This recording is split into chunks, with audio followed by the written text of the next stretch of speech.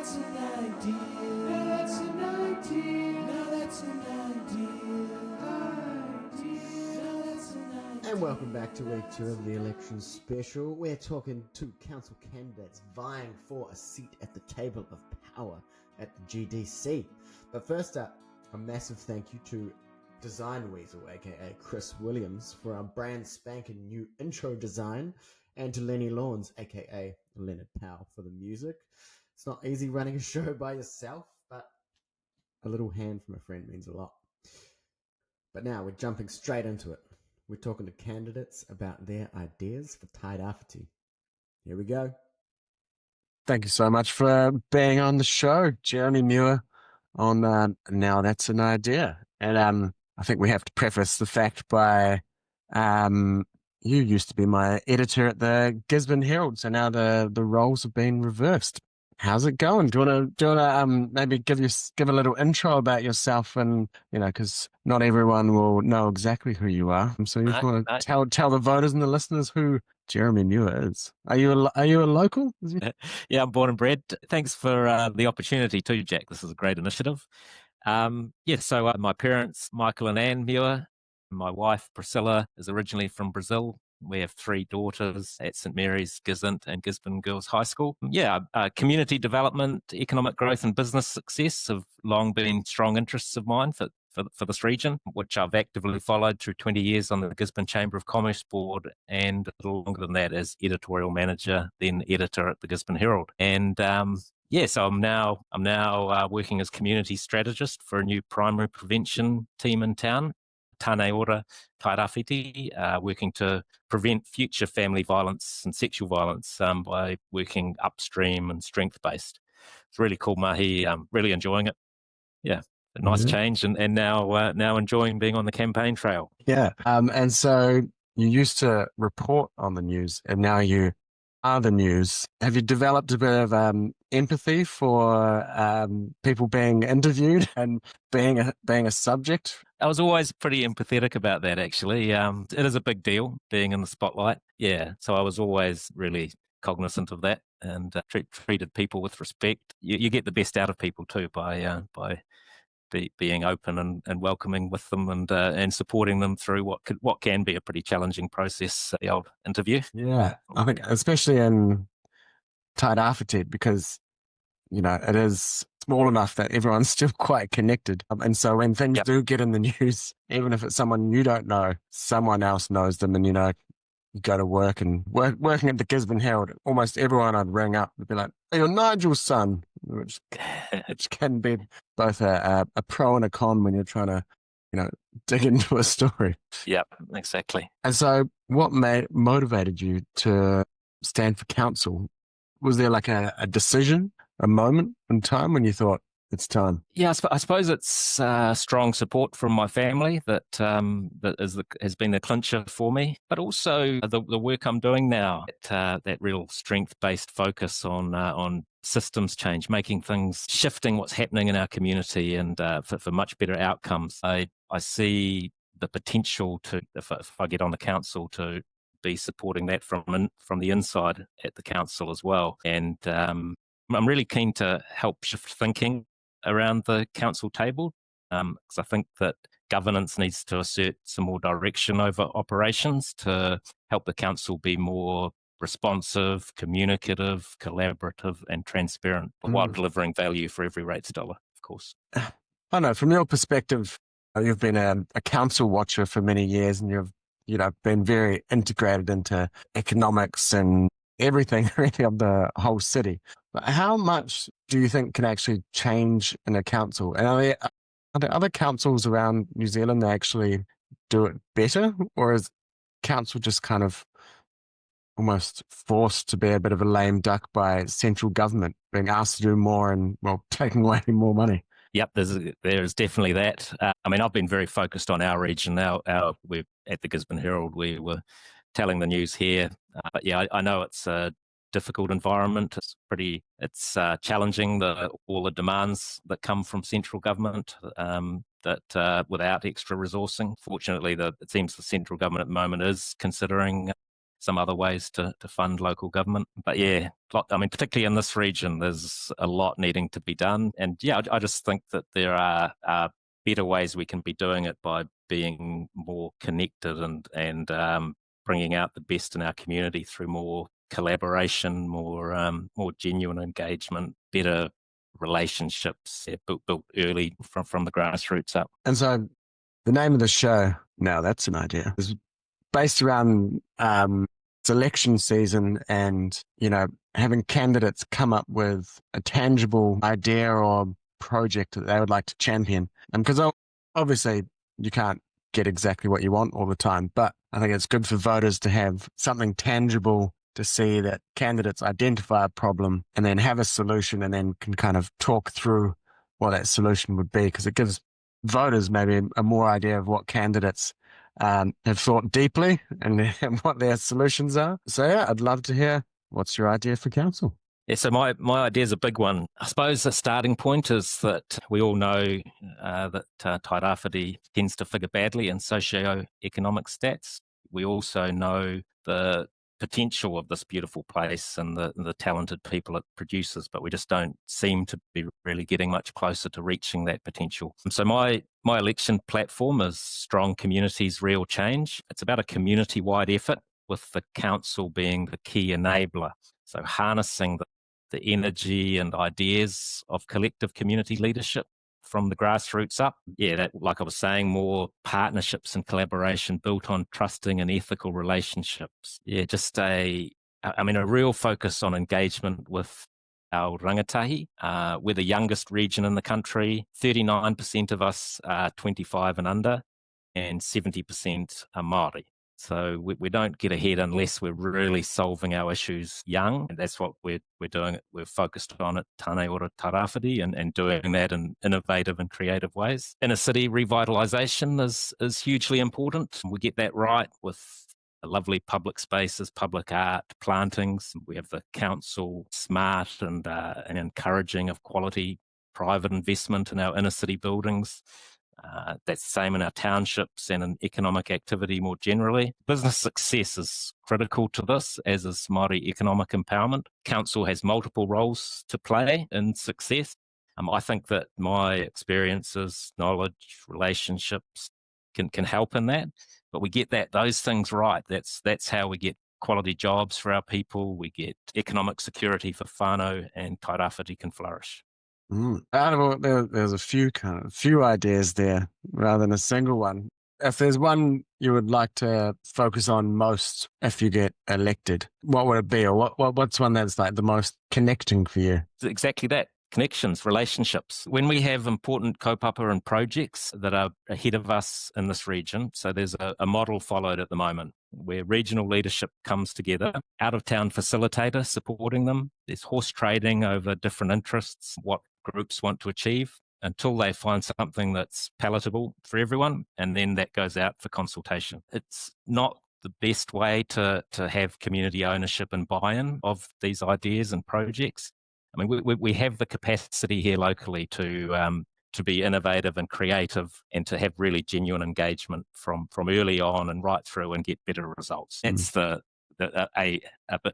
probably at the crux of my push for strong communities and real change. So what would that look like in practice? Because there is a system in place at the moment, which you just described. How would you hope to change that going forward? So obviously, this was, if I get elected to council, I'm wanting to help shift the thinking at the council. So I think at the moment it's too hierarchical and risk averse. I think there should be more delegations to managers for decision making and communications. Yeah, I think, there's too many stories of people getting poor service that frustrates, good ideas getting progressively wrapped in red tape, of over-promising early and then under-delivering. And so that sort of thing needs to change. Also, the council needs to be, when it gets things wrong, needs to be much more willing to apologise and work collaboratively to get things right. So that culture change really starts at the top. So I'm wondering, is there a problem with the chief executive, or is it the council? Like, what?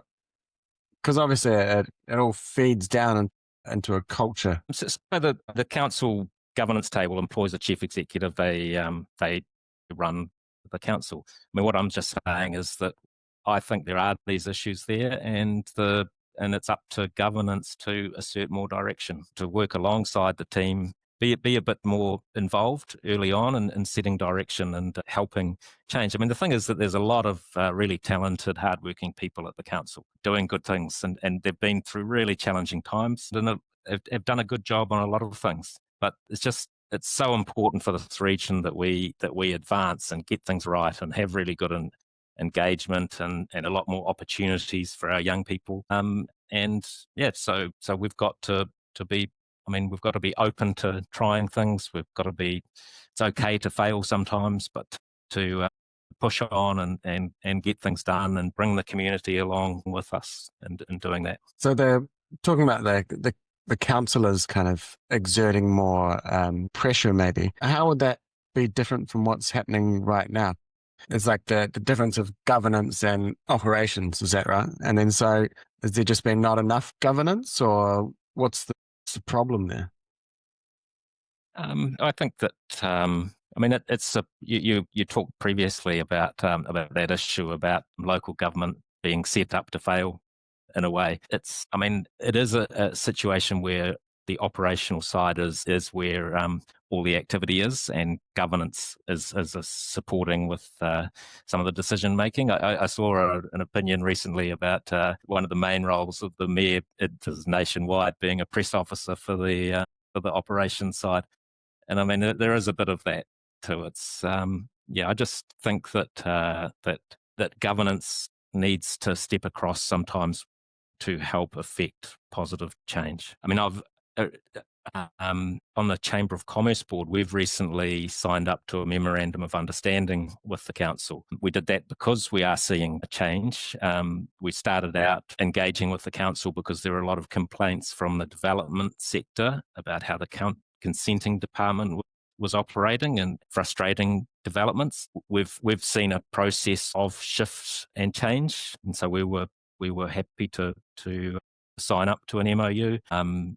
Ash, our president, has been having a really close relationship with them, and so positive things are happening there. So if you were to get elected, what would be your kind of first steps towards enacting some of these things? So one thing is, I mean, it depends how I go. I want to.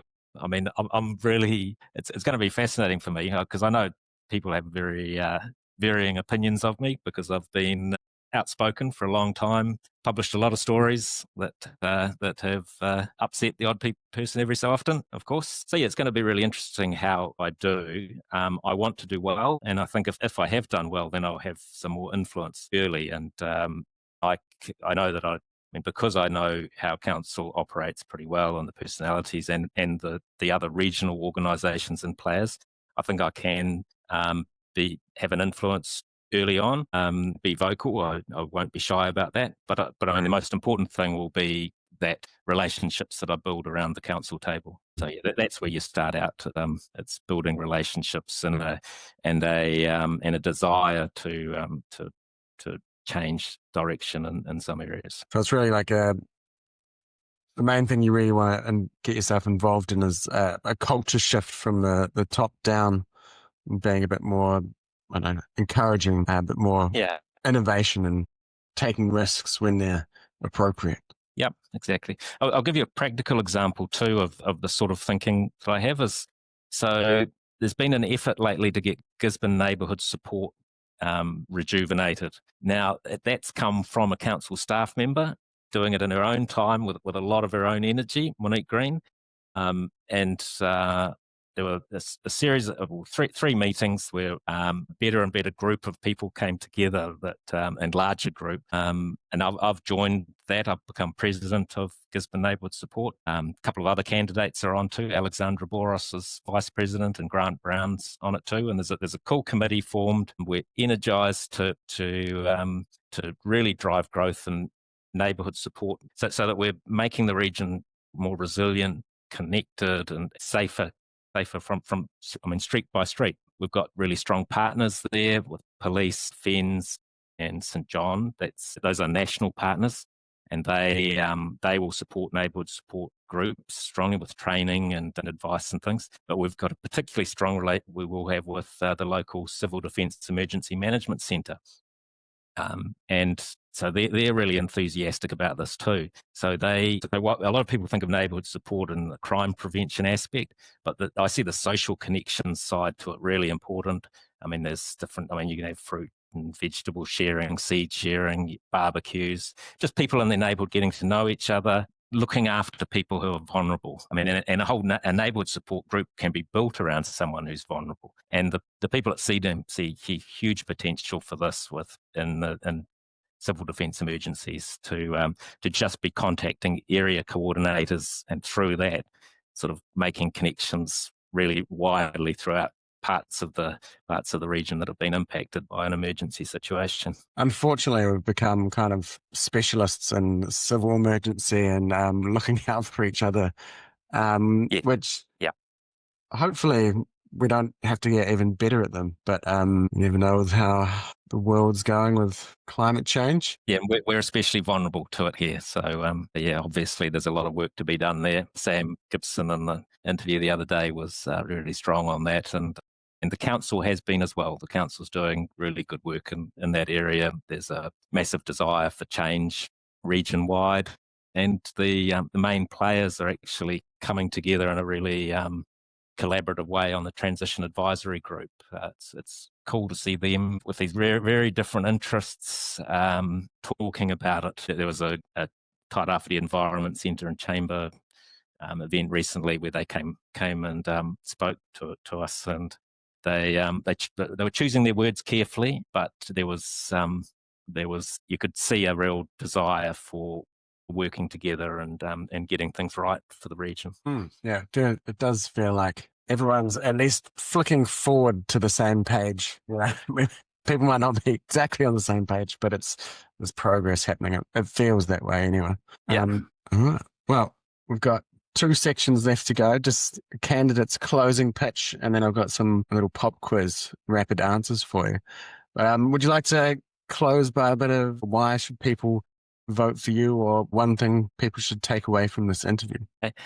So I know the region really well and its people. I know the key organisations. I've directed news reporting on the organisations, the council, for a long time. I've had plenty to say about the council and these other organisations. My heart is in the community. I think that's people will know that, whether they might not like all the things that I've said over the years, but I think they'll know that I'm really committed. I'll be a dedicated councillor. I'll listen, and I want to.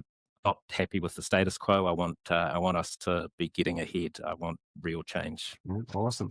Well, thanks so much for being on the show. But before we go, we've got controversial pop quiz questions. Are you ready? Yes, ready. All right. What is the best fish and chip shop in Tairāwhiti?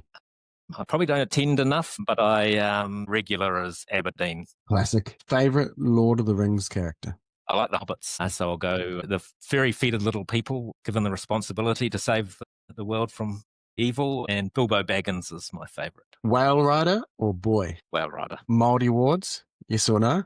Big yes. Yeah, really important that our council reflects our community. Also, I'd like to say that I think it's going to be reasonably close. Unfortunately, around the country, Māori wards are going to get voted out in a big swathe of majority voting against. But here in Tairāwhiti, I think it's going to be a yes, and I'm really hoping it's a pretty solid yes to show the bicultural strength and aroha of our community. And some people find winter a little tough in Tairāwhiti. Just maybe it's a bit boring for some. Someone like Sam, the trap man, he loves winter, but for some of us, it gets a bit boring and tough and cold. What's your secret to getting through a winter in Tairāwhiti?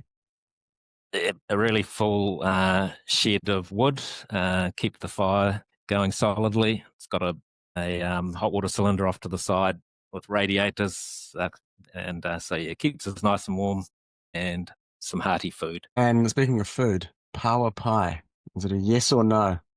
That's a yes. Fantastic. Oh, thanks so much for being on Now That's an Idea. Hope it was up to editorial standards. It was, definitely. I've been enjoying them. It's good to see the other candidates in a free-ranging interview. That's for all to see. It's great. Another point too, Jack, is I think it would be good for people to have a look at the Policy NZ website, because that's another place where people can see some of the committed candidates who are prepared to put out a lot of thoughts on what their policy positions are. Yeah. I had a look on there for some of the other candidates, and nothing came up. So I was like, oh, I'll just skip it. But Yeah, I'll have a deeper dive. There's not many that have put the effort into doing it, unfortunately. So people who are wondering who they should vote for, that's a place that they can go and find out a bit more about the candidates who are committed to making a good go of getting on council and doing a good job of it. I'll expect to see your name up there with some details. Of course. Awesome. Well, thanks so much for being on the show. Cool. Cheers, Jack. Thank you. All See right. ya. Now that's an idea.